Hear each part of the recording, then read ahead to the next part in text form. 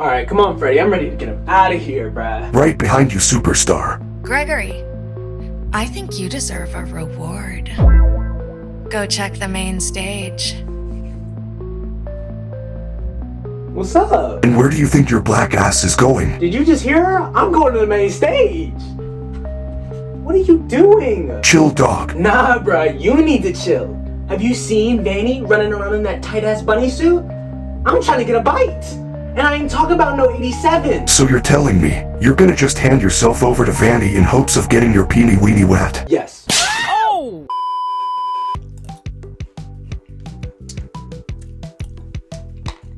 Oh, what's up, y'all? I was just eating me a nice, delectable bowl of Captain Crunch. Bro, this is so good. They need to start calling this Captain Bus. Actually, on second thought, let's not call it. Hey guys, Skylar here. In this video, I'm gonna be putting the 10 mainline Fnaf games in 4 tiers. Based off of how likely I'd survive, I was put inside the game. So at the very top, we have...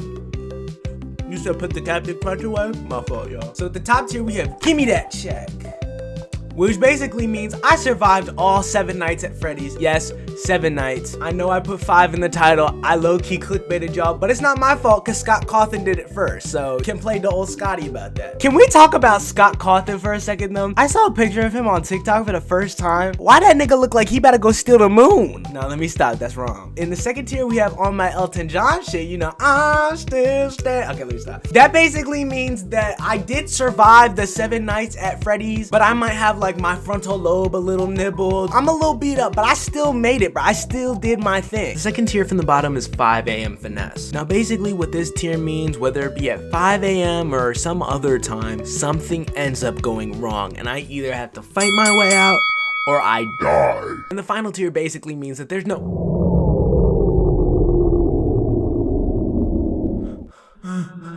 What was that? Who's there? Freddy? Alright, I think that's enough of an explanation. Let's get on to ranking the game. So first up we have Fnaf 1. There are 2 elements that would make surviving this game a little bit difficult. The first of which is the power issue. In the Fnaf 1 location, people active forgot to pay the electricity bill. And so every night you have a limited amount of power that you can work with. In-universe is a pretty difficult game mechanic, but in the real world, it wouldn't be that hard. Now in Fnaf 1, you're kind of forced to check your cameras because if you don't, Foxy will come out of Pirate Cove and get ya. And you constantly checking your cameras not only drains your power, but it also allows Bonnie and Chica to sneak into the room while you're looking down at your tablet. Here's the thing though. I'm not stupid enough for those stanky ass motherfuckers to get me, bro. I'm holding the tablet up like this. Y'all are not getting me. And because there's no AI in the real world that's gonna know that I'm just keeping an eye on Pirate's Cove making sure Foxy doesn't come out, I don't need to use the cameras at all. All I need to do is periodically open it to be able to see, hey, is Foxy still in there? This basically leaves all of my power to use on the doors, which is more than enough. But the real problem with Fnaf 1 isn't the electricity and it's not the Core 4 animatronics. It's that motherfucker Golden Freddy. It doesn't matter how much power I have. It doesn't matter if I have my doors closed. That motherfucker can still get in the office and kill me. And because of Golden Freddy, it doesn't really matter if I have a plan. It's all gonna be based off of luck. And if I get unlucky once during this week, it's over for me. I gotta put this in 5 a.m. finesse. Now with Fnaf 2, Scott Cawthon decided to get a little cheeky, and since it was 2, he decided to add 2 sets of animatronics.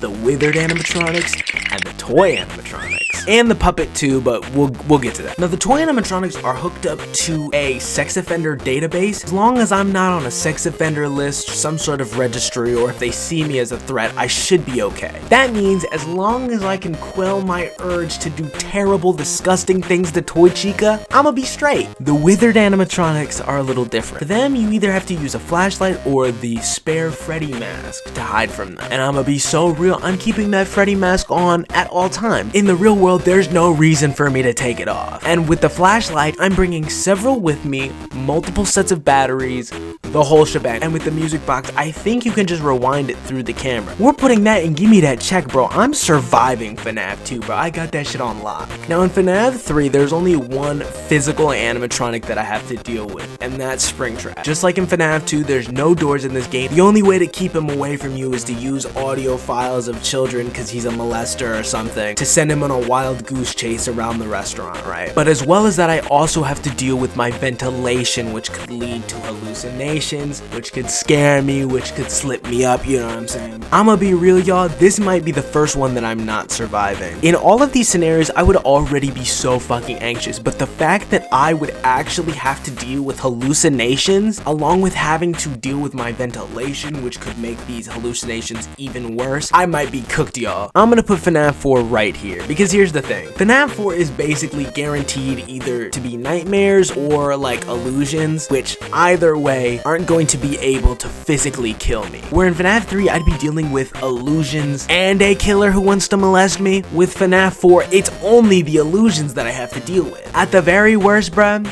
I'ma have to go to therapy. And then I went to my door and he grabbed me. I couldn't do anything to stop him. What's that? Schizophrenia medication? But I'm gonna be straight. Now, FNAF 6 is a little different, whereas instead of like having to go through nights and stuff, it's more like mini games. And the shit you gotta do in Sister Location is no joke. But the main one that I'm really worried about is that spring lock one. During one of the nights in Sister Location, you're put inside of a spring lock suit and you have to reset the spring lock. And while you're in the spring lock suit, you're being attacked by Ballora's little minions. You have to wiggle to get them out of the suit, but you can't wiggle too much, because if you do, the spring locks will, you know what spring locks do. I'm gonna be so real, there's no way I'm surviving that. Raps, bruh. Okay, so next up we have Pizzeria Simulator. Best game in the series. I'm sorry about that, y'all.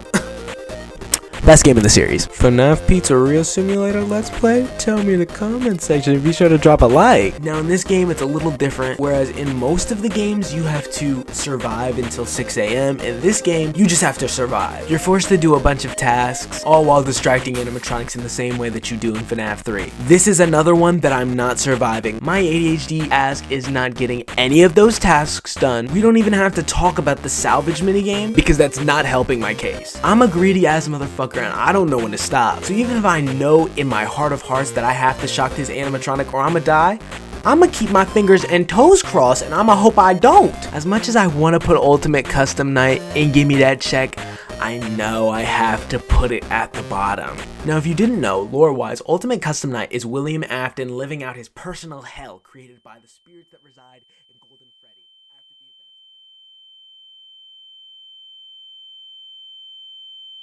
Basically, there is no way that you can win Ultimate Custom Night, because even if you do win, you're just gonna have to experience it over and over and over and over again, and eventually you gonna die. Even in universe-wise, FNAF Help Wanted is just you testing a VR game of the Five Nights at Freddy's games, and the only way that something bad would happen is if you collect all the tapes. And here's the thing, I don't do side quests, I don't do collectibles, I don't do that shit, bro. I'm lazy as fuck. So there's no way that I would be able to collect enough of the tapes for Glitch Trap to overtake my mind. Now, FNAF Security Breach is tricky, because I'm really gonna be fighting my demons with Vanny running around in that tight ass little bunny.